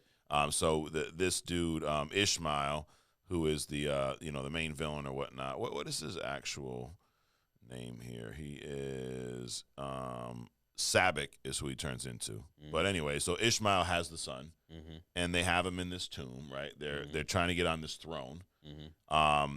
And basically they want the crown though. Adriana Right. has the crown, and we get to this standoff where you were talking about earlier, where Ishmael has a gun pointed to Adriana's son's head, Mm-hmm. and they want the crown turned over. Right. The Justice Society doesn't want to let her turn the crown over. Mm-hmm. Like, so they're going to let this dude kill the kid Mm-hmm. in order to prevent Ishmael from getting the crown. Mm. Teth Adams says, fuck that, dude. He spazzes out, Mm. stops the bullet, electrocutes everyone. Mm. Like, but here's the shit, though. They played him Right. because he needed to be killed, I guess, with the crown. Right. In order to turn into this Sabbac, this devil-like creature. Right. That was a pretty cool scene. He stops them or whatnot. And then from there, Black Adam does pretty much surrender. Mm-hmm. Right. Now, we've seen there's a lot of stuff in between. We've seen a few other fights with him and Hawkeye. Right. Dude, I really think that, again, I said this earlier, but it's probably one of the highlights of the movie is their ongoing fight. Right. But I mean that shows you the power of this, Hawkeye. Yeah. I mean not Hawkeye, Hawkman. Yeah. Not Hawkeye. Yep. It shows you the power of Hawkman to be able to go up next to a Superman level strength, Right. personality. Another scene that we always talk about, some characters so powerful that they can't portray them properly in shows. And Yeah. I think Kirk Franklin is from Reed Richards. I mean Franklin Richards. You said Kirk Franklin. I said Kirk Franklin. Wow. Franklin Richards, Reed Richards' son, Yeah. is one of those people, like, they can't properly portray him Right. in a movie. I hope they do a better job with Galactus this time around if they ever do produce another Fantastic Four. But one of the scenes that impressed me, you talk about the kid being in this hover bike, and these things apparently can like move. Yeah. Right. And they were able to show, they show Black Adam coming up to this thing and they just take off. So in that moment, I started getting goosebumps, dude, because it's like they're showing how fast this guy is. Right. Unlike Superman, they just show him, well, he's in one point and then, he's in this other point of the world. Yeah. But they actually show him getting faster and overtaking this thing. And it was like tangible almost. Right. So I thought that scene was cool too. So Yeah. Oh yeah, when everything blows up and he kind of catches the whatever is the base of that tomb, and then ends up handing it over to Atom Smasher, who was huge. right. Yep. That was another thing. I mean, thing blows up and he gets underneath it, no problem. Yep. And we kind of see them work together a little bit. Yep. Yep. And I love when he said something about, I think we made a great team. He's like, we did make a great team. And then he says, like, but don't get used to it. Like, like this ain't happening all the time, dude. Yo, what was it with the dude that could? What was his name that could grow? Atom Smasher. Atom Smasher. I mean, he was just in the way, man. Yeah. I thought Hawk man was going to destroy him. Yeah. I mean, he was just all over the place. Oh, yeah, he was an Useless. idiot. It's just like the Guardians, bro. You got an idiot, I got an idiot. He was the idiot in this movie. That's a theme that they have to put in every movie, right? And then, after this fight or whatnot, there is a point where Teth Adam is talking to Hawkman, and he kind of comes clean about, there's a statue that we see throughout the movie. Yep. And everyone thinks that it's Teth Adam. Right. But it's actually his son. Right. So then we get the rest of the origin, where it was his son who got the power first. Right. And then the king was going to kill Teth Adam, and then his son saved him, transferred the power to him. Right. And then he gets hit with an arrow and killed right in front of his face. Right. And that's when Teth Adam spazzes out and fucking kills everyone pretty much. Right. And that's why he was labeled a villain, and that's why he was, imprisoned or whatnot. And there was something interesting, and I read this too. There was a scene where where they're showing the what we're just talking about, and then he's deemed unworthy by the Council of Wizards, and then Adam kills all the wizards except for Shazam. Did you catch that? You didn't see Shazam, but there was a red hooded wizard, and I read after that was Shazam. Now, why did he kill all the wizards and not Shazam? I'm not sure. Which I didn't catch that. Yeah, I mean, we'll have to.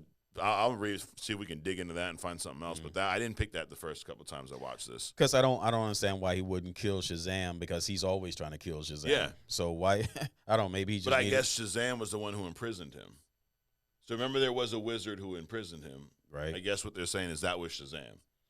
It couldn't have been, no, because Shazam isn't a wizard. He's a recipient from the wizards of the power. Yeah. Just like Black Adam is a recipient of the powers from the wizard.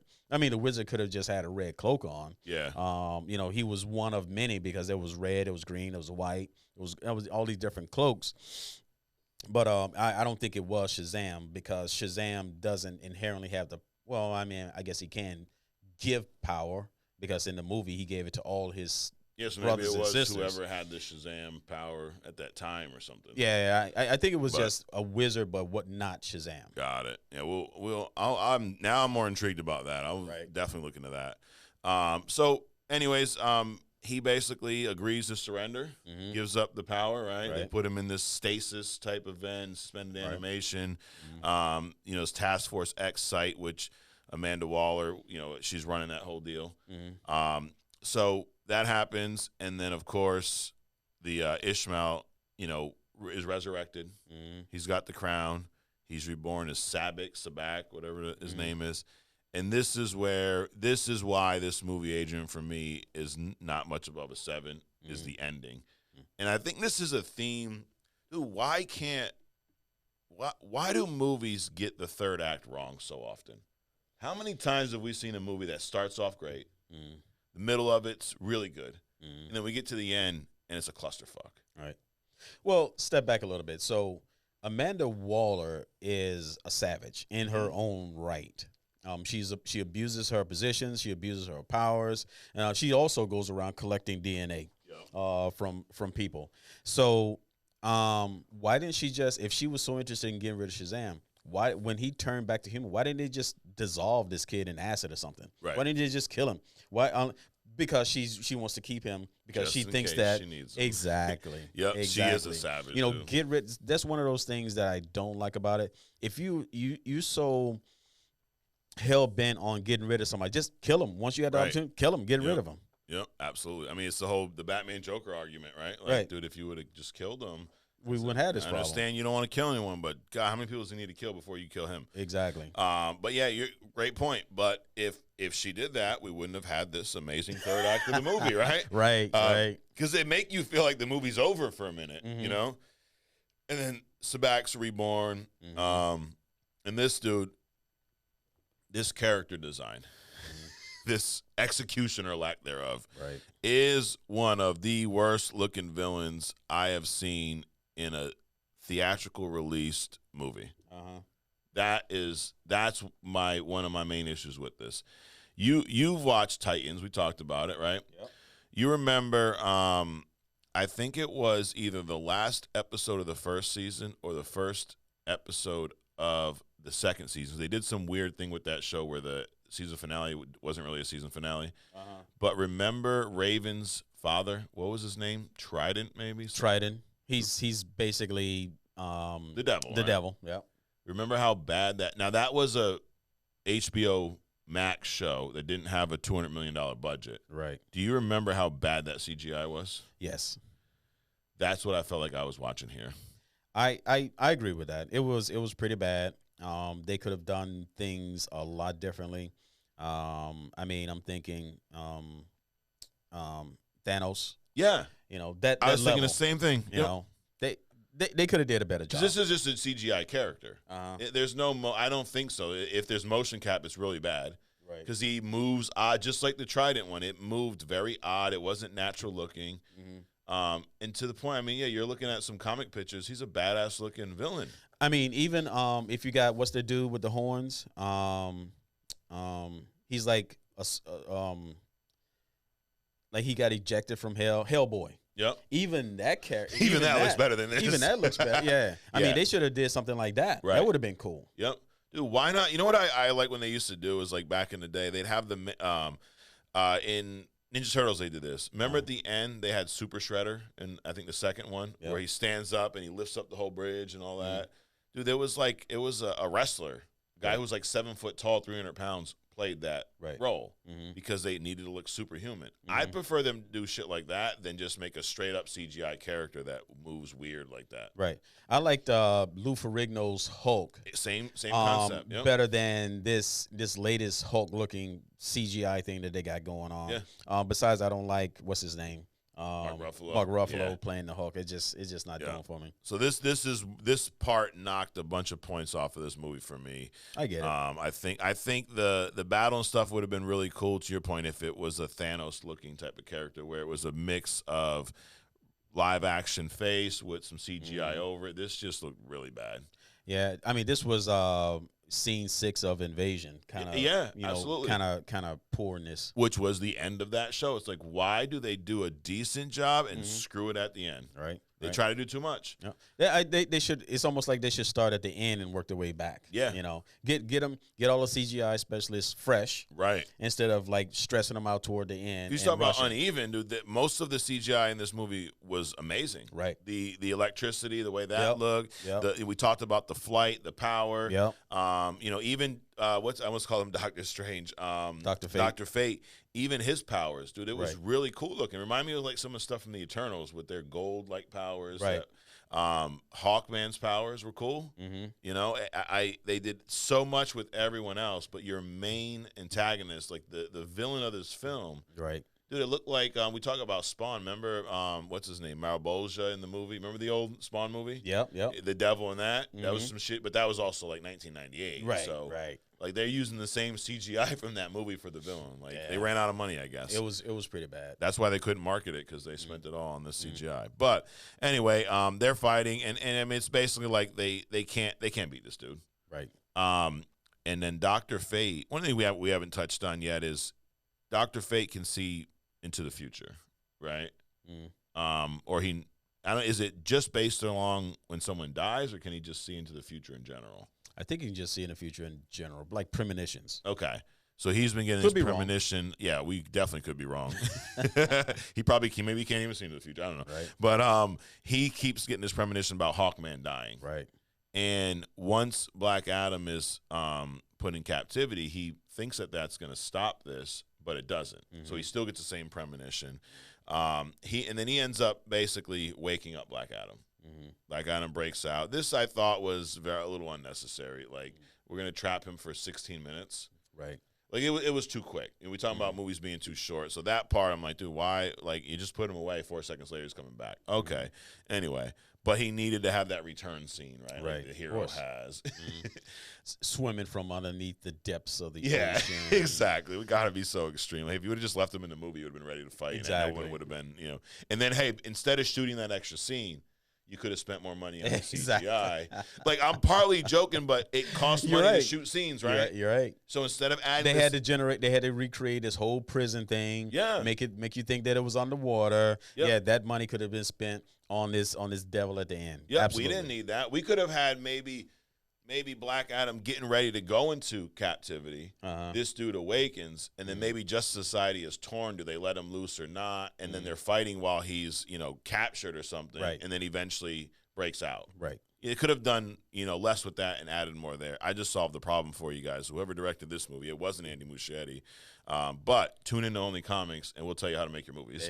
Yeah, hey, if you like being told how to make your movies, hit the subscribe button now. There you go. But he comes back. They have a pretty good fight, despite the shitty CGI.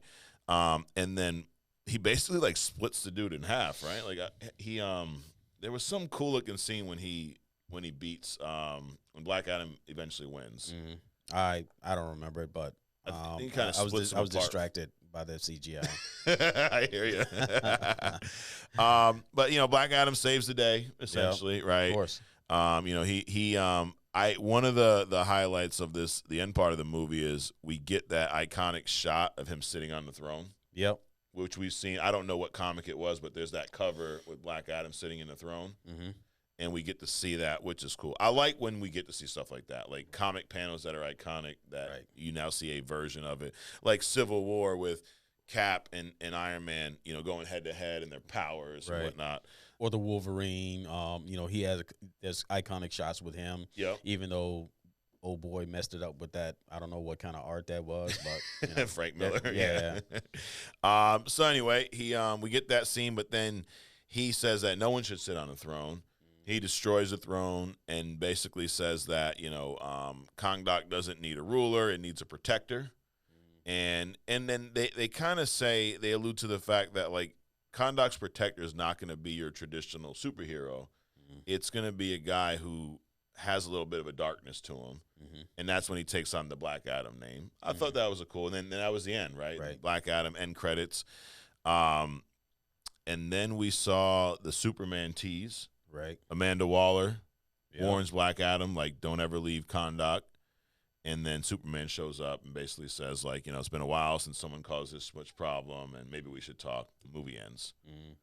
I stand behind my 7.2. I enjoyed it. I was excited for a sequel. And then as much as I shit on Man of Steel and the whole Snyderverse, I was excited of the thought of seeing Henry Cavill's Superman go up against The Rock's Black Adam. Absolutely. I still stand behind my 8.5. Yeah. I'll do an 8.2 based on the remembrance of this final fight scene. But I'm still going to at least do a solid 8. Okay. I don't believe that diminishes the movie overall because there was so much good stuff in it. I'm sorely disappointed. I too would have liked to seen more Black Adam, of course. Yeah. Definitely some fight scenes between Black Adam and Superman because that's how it works. Right. He's fighting one or two people all the time: Shazam, or in the whole Shazam clan, or Superman. Yeah. And I think Henry Cavill and The Rock playing the Black Adam would have been the perfect matchup. Assuming that they didn't pooch screw the next version of Black Adam by not using the successes, meaning the CGI, the lighting, the cinematography, the acting that they did in the first Black Adam. Yeah. If they did a Black Adam, The Rock, Henry Cavill, with the same intensity and boldness of the first Black Adam, I think they could knock this thing out the park. Yeah. And what's sad is originally there were several movies planned. There was a partnership with his Dwayne Johnson's his $7 studio in DC, and they were going to do a handful of films moving forward. There was talks of a sequel where Dr. Fate would return. This is all stuff that was like confirmed back in 21 when this movie first came out. And then I really think this movie suffered from bad timing because James Gunn comes in and takes over. And I get it, dude. It's like you get handed, dude, I've been working on this, whatever, this project for 6 months, but I'm going to be off it now. It's your job to pick up the pieces. You probably are just going to go, dude, I want to start from scratch. Right. I'm not trying to pick up your leftovers. As good as some of it was, it's also, you got to remember that Black Adam is part of this story that includes The Flash, that includes the Justice League movies, that includes Man of Steel, includes a lot of these shitty movies that everyone complains about, or maybe just us. So it was, I think, bad timing. If it came out maybe, as part of this James Gunn DCU, probably would have been a lot better. If it came out prior to, we probably would have gotten a sequel, and maybe the outcome would have been different.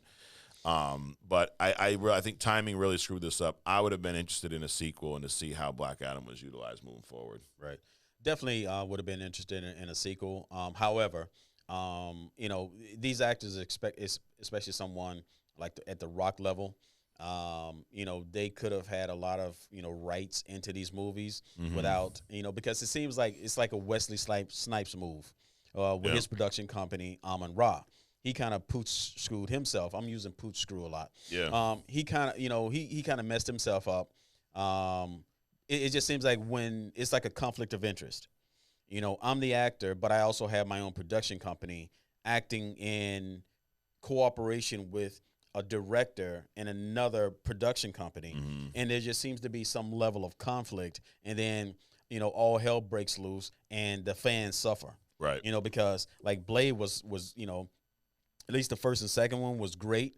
Okay, great is a strong word. It was, very good movies. And then it just, something happened in the back. And I feel like something like that happened with The Rock and his production company and what he was trying to do. So I'm not saying, the directors and the production company is completely at fault. I don't know, but it just feels like that Wesley Snipe, Amon-Ra, two production companies trying to go together when the actor is also in the movie. It just sounds like a conflict of interest. Right. And I think some of that has something to do with all of this, the fallout of why there's no Black Adam 2. Yeah. So, I mean, The Rock, it was a passion project for him. And I think he wanted to have a lot of influence over it. Sure. And I don't think that fits when you have a cinematic universe going on. Right. Like, that no one's going to want The Rock to be the main influence of where this character goes because it has to fit into their story.